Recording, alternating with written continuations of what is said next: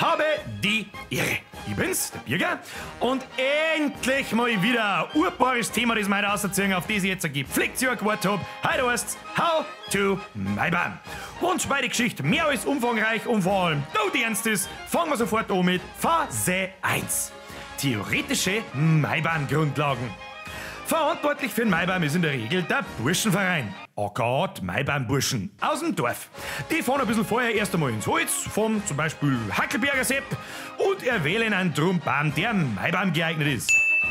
Das ist übrigens meistens ein Nadelbaum, Fichten oder so etwas, und nicht der Oleander von der Mama auf der Terrassen draust. Da die ganze Maibaumgeschichte quasi der altertümliche Schwanzvergleich zwischen die Dörfer ist, muss das natürlich ein brutals Drumbaum sein. Und so kann ein Maibaum schon einmal irgendwas zwischen 50 und 60 Meter groß sein. Quasi ein Anabolika-Fichten. Aber merke, eine Tradition besagt, dass der Maibaum nicht her als der Kircherturm sein darf. Aber, das übersehen wir jetzt schnell, wir brauchen ja schließlich einen größeren als das Nachbardorf. Anschließend wird er umkackelt und geschäpst. Für die Preisen, die zuschauen, der Baum wird geschält. Quasi drinnen aber gefieselt. Nachher wird er ins Dorf gefahren, eingelagert und ab dann, ganz wichtig, bewacht. Wieso, weshalb, warum? Erkläre ich euch dann noch gleich. Dann gibt's natürlich verschiedene Arten, wie der Maibaum verziert wird. Knockert ist er allerweil. Aber oben lässt man die Baumspitzen dran. Angefangen wird von oben der Hund, da wird er eigentlich traditionell blau-weiß gewickelt, aber da alle Beteiligten meistens einen grundlegenden Promillepegel von 2,0 aufwärts haben, streichen sie bloß blau-weiß an. Auch recht. Oft bleibt er aber auch ganz knockert und man wickelt bloß eine kleine Girlanden rundum. Und ganz wichtig, das Kronal nicht vergessen.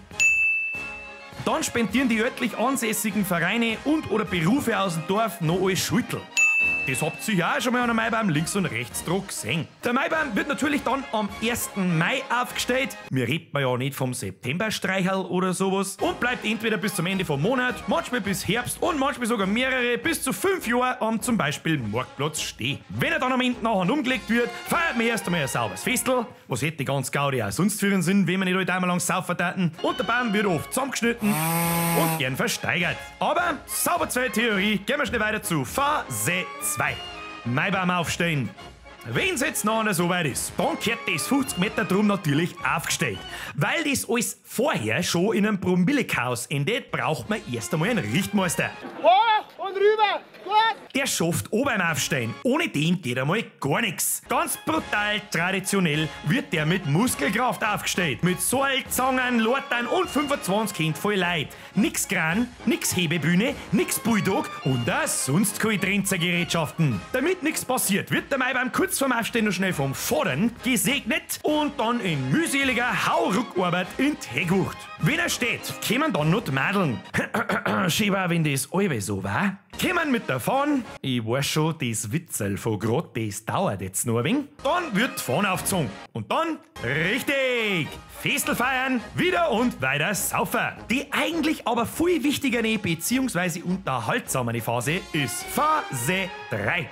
Maibaum wacht und Maibaum stehen. Sobald der Maibaum jetzt im Dorf liegt und nicht 1 Sekunde vorher, kann er vom zum Beispiel Nachbarsdorf gestohlen werden. Und damit das nicht passiert, brauchen wir eine Maibaumwacht. Die besteht aus grob einer Handvoll Leute, die hocken jeden Tag und Nacht umeinander, passen auf und, wer hätte es gedacht, saufen und grillen. Als Nachbarsdorf, die Diebschaft, muss jetzt hergehen und die Wachen irgendwie ablenken, damit sie den Maibaum stehen können. Und wir machen das jetzt am besten? Richtig! Sie bringen etwas zum Saufen mit, weil die Maibaumwacht sauft ja nicht eh schon.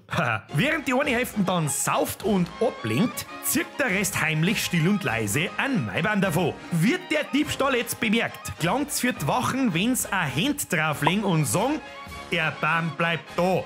Dann muss er wieder zurückgetragen werden. Soll er der Klau aber unbemerkt durchgehen, muss er ausgelöst werden, dass er wieder freigeben wird.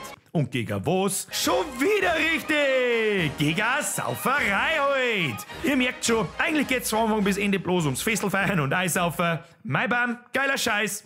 Check! Das ist zwar, glaube ich, noch nicht wirklich vorgekommen, aber wenn der Maibaum nicht ausgelöst wird, wird er zum Schandbaum, wird schwarz angestrichen und mit Klump zugeschissen. Aber was rede ich denn? Das ist ja langweilig und es ist einmal wieder Zeit für einen handgeschriebenen bayerischen Verhaltenskodex. Ab sofort erteile ich jedem Bayern die Pflicht, dass ein gestohlener Maibaum gefälligst weiterhin bis ans Ende aller Tage ausgelöst wird. Andernfalls fegt der ganz Bockfotzen ein pätschige Schwarder durch dein Dorf und bockfotzt alles aus dem Leben, was nicht bei 3 am Baum ist.